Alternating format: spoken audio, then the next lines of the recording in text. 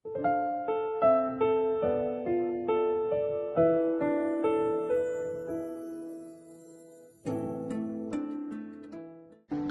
күн, құрметті көрермен. Бүгін біз сіздерге еңбек сіңірген, қарапайымдылығымен де, қайсарлығымен де көпке үлгі болған тұлға Күләш Айтжанова туралы әңгімелемекпіз.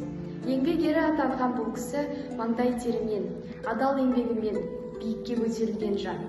Оның өмір жолы табандылықтың, алға ұмтылған жігердің, өз ісіне деген шексіз құрметтің көрінісі. Қарапайым еңбекпен басталған өмір жолы ұрпаққа үлгі боларлық үлкен тарихқа айналады.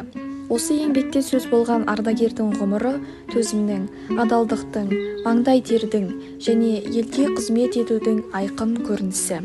Оның жүріп өткен сара жолы бүгінгі буынға рух береді, ертеңгі ұрпаққа бағыт сілтейді.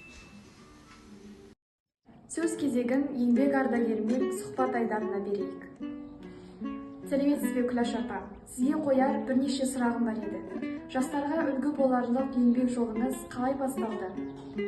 Сәлеметсің бе, балам? Менің еңбек жолымды білгің келсе, менің еңбек жолым 16 жасымнан басталды.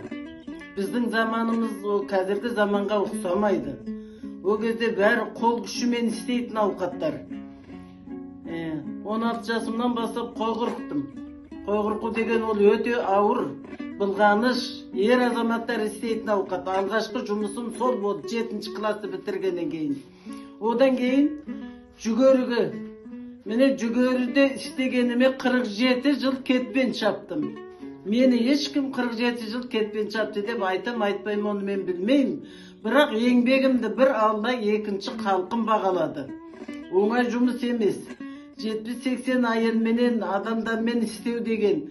Оны қолмен сиректетеміз, қолмен шөптейміз. Енді үлкен алдымыздағы өзіміз қатарлы адамдар өсігінде біледі жұмыстың қалай екенін.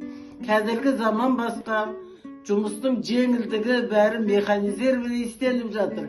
О кезде сол жүгеріні өсіріп ел қатары болуым үшін 7 жыл трактор айдадым.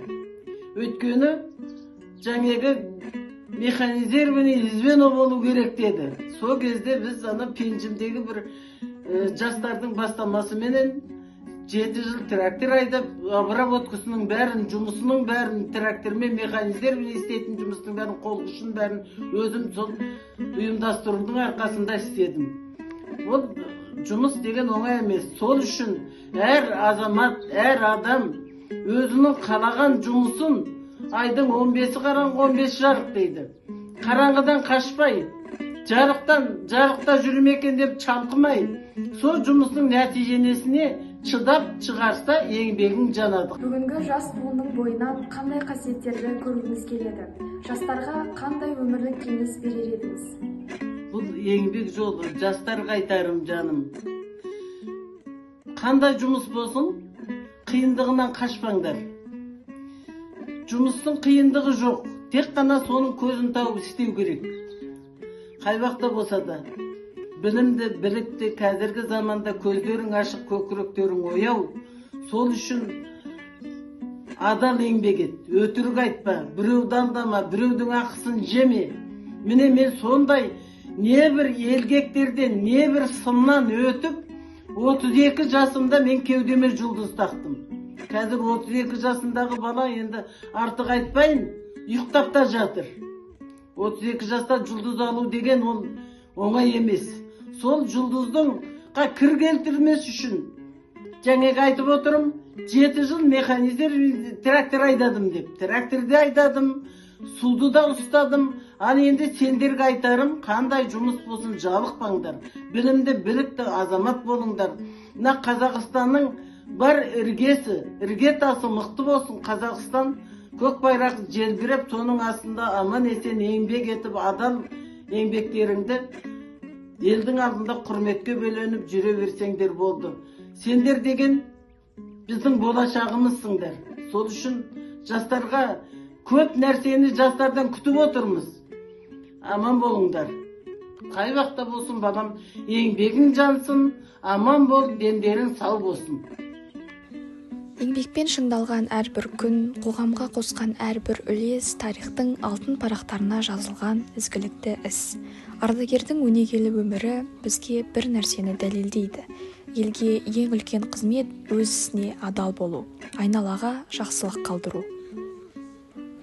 Бүгінде өмір жолы кейінгі жасқа сапалы сабақ. Ал артында қалған парасатты ісі мақтаныш. Қарапайым адамның үлкен тарихы осылайша дәуірлер арасында жалғасып, өшпес өнеге болып қала береді. Күләш Айтжанова апамызға ұйымшылдықтың, еңбекқорлықтың, төзімділіктің үлгісі болған үшін алғыс айтамыз. Әрбір сөзі болашақ ұрпаққа аманат, өмірлік сабақ. Еңбек ардагерлерін қадірлейік, олардың жолын жалғайық.